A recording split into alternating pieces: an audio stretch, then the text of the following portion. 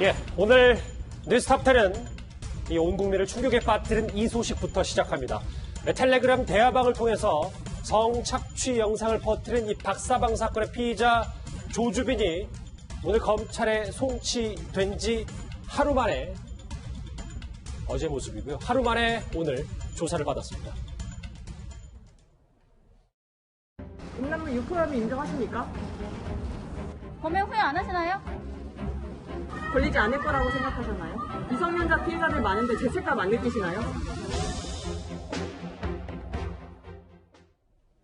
이제부터 하나하나 뜯어보겠습니다. 먼저 오 교수님, 오늘 변호사 없이 첫 검찰 조사를 받았는데 이건 자신감입니까? 아니면 범죄 혐의를 인정하는 겁니까? 어떻게 봐야 되는 거예요? 사실 이것은 이제 방금 보셨던 그 어저께 검찰로 송치되는 그 모습을 보게 되면 어떤 의미에서는 상당히 뭐 덤덤하게 마치 그 전혀 어떤 범죄 혐의하고는 상관없이 제3자가 참고인으로 이제 그 오는 그런 듯한 그 느낌을 우리가 많이 받지 않습니까? 예. 사실 어제 경찰 단계에서 법무법인 그 오현에서는 변호사 사임계를 접수를 했었고요. 오늘 이제 검찰에서 수사를 하는 그 과정에서 이제 고지를 했습니다. 근데 이제 그 사임계를 낸 그 이유 중에 하나가 그쪽에서 처음에 이제 그 의뢰를 할 때 가족들이 얘기를 하는 것과 실제 그 상황이 좀 달라서 사임을 했다라고 했는데 그때 이제 뭐라고 얘기를 했냐면 바로 이 조주빈이가 변호사의 조력 없이 직접 그 수사에 임하겠다 이렇게 얘기를 했단 말이죠. 그것은 두 개로 이제 우리가 볼 수가 있는데 예. 하나는 어차피 지금 이제 자기가 그 선임을 했었던 그 변호사가 사임을 한 그런 상태이기 때문에 막 그 자포자기의 심정으로 그냥 어떤 조사를 받겠다라고 하는 그런 그 의미로도 우리가 해석을 해볼 수가 있겠다라는 생각이 듭니다. 자포자기, 김태현 변호사님. 그런데 어제 변호사가 그만뒀잖아요. 네. 그러니까 뭐 오늘 혼자 조사를 받았을 텐데 근데 가족들, 조주빈 가족들도 단순 성범죄라고 변호사한테 얘기한 것 같더라고요. 가족들도 뭐 이런 큰 말도 안 되는 악랄한 범죄 자체를 몰랐던 겁니까? 그랬을 가능성도 있어요. 그러니까 왜냐하면 이제 우리가 사건을 진행하다 보면 가족이 와서 얘기할 때는 별거 아니었는데 구속이 됐다고 그래요? 이상하다. 왜 그 정도로 구속이 됐지? 라고 해서 실제 구치소에서 만나보면 하고 다른 얘기가 나오는 경우가 허다합니다. 당사자 얘기 좀 들어봐야 되는 거거든요. 그리고 이게 사건인 만큼 조주빈이 뭐 구속되고 나서 뭐 가족들한테 내가 뭐 이렇게 해서 비트코인으로 뭐 죄송합니다. 가상화폐로 돈을 받아가지고 뭐 이렇게 저렇게 해서 어떤 영상을 찍고 이런 얘기 안 하고 그냥 뭐 엄마 나 몰카 몇 개 올렸는데 이렇게 잡혀왔어요. 라고 그냥 얘기했을 가능성은 있어요. 그건 충분히. 그렇기 때문에 아마 변호인이 지금 만나봤더니 전혀 다른 얘기가 달라서 도저히 할 수 없다라는 말도 일부 맞을 거고 또 하나는 어제도 말씀드렸듯이 변호인 입장에서 보면 여론의 부담도 상당했을 거예요. 그러니까 그런 부분들도 있을 거고 그리고 오늘 아마 조주빈이가 변호사 없이 이제 받은 건 현실적 문제 있었을 거예요. 지금 선임을 하기가 어렵거든요.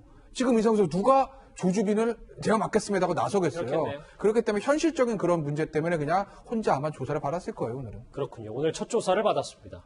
그럼 조주빈이 얼마나 본인의 악랄한 행동에 대해서 자부심을 느꼈는지 이제부터 하나하나 살펴보겠습니다. 실제로 조주빈은 박사방 안에서 박사인 본인을 신격화하기도 했습니다.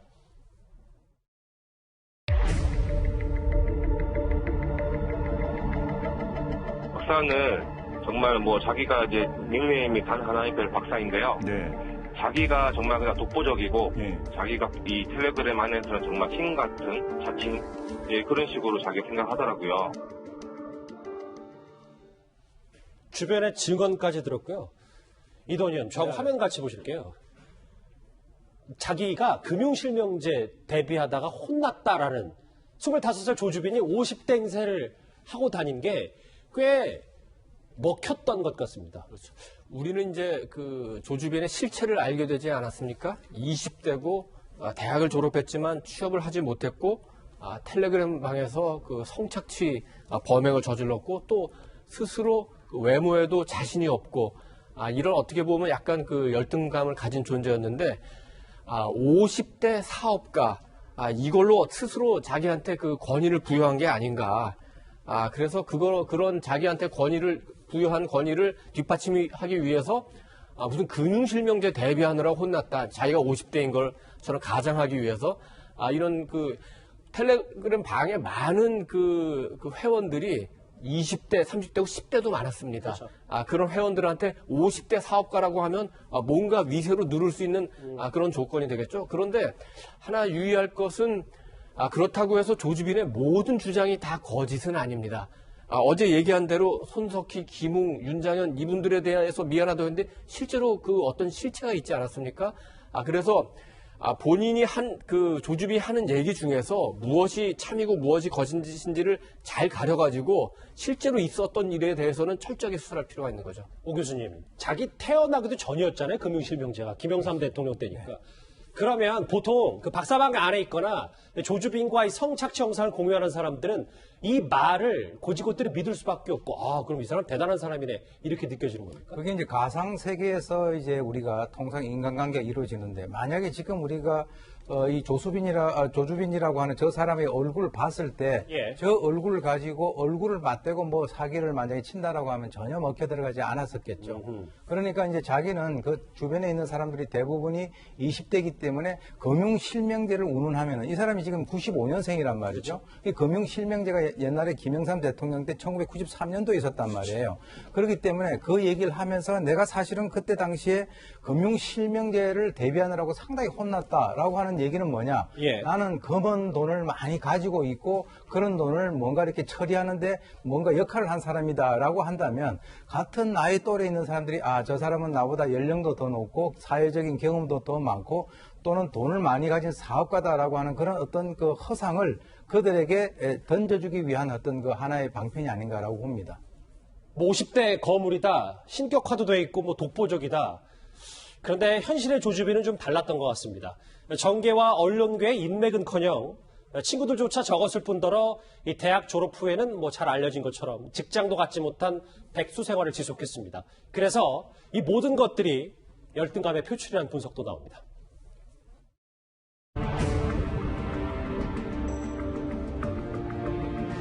멈출 수 없었던 악마의 삶을 멈춰주셔서 정말 감사합니다. 미성년자 피해자들 많은데 죄책감 안 느끼시나요?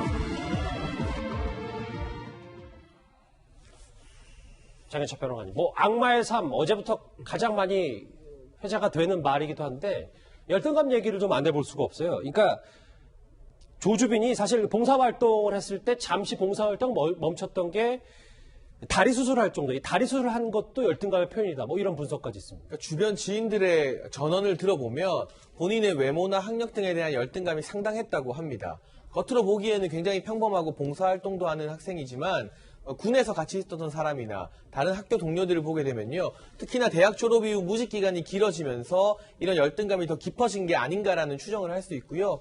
키를 늘리는 다리 수술을 했다는 점도 우리가 일반적으로 많이 접하는 수술은 아니잖아요. 물론 꼭 필요에 의해서 저런 수술을 하시는 분들도 계시겠지만 조주빈의 경우에는 본인의 외모 컴플렉스를 극복하기 위해서 굉장히 위험도가 높은 그런 수술까지 감행하는 정신 상태였다고 분석이 되고, 예. 그 시기에 아무래도 집에 오래 머무르면서 텔레그램을 통해 이 N번방 같은 사건을 보고 본인도 박사방을 만들었을 것으로 수사기관이 지금 유추를 하고 있습니다. 그런데 오프라인, 현실에서의 자신은 마음에 안 드는 모습, 키도 상대적으로 작고 외모나 학력, 직업 이런 부분이 마음에 안 들지만 텔레그램 세계에 들어가서 박사가 되면 수많은 사람들이 자신을 추종하고 이 박사방에 들어오기 위해서 돈도 내고 신분증도 보여주고, 그들 중에는 20대도 있겠지만 멀쩡한 직업을 가진 사회인들도 상당 부분 있지 않겠습니까? 유료 회원들 중에.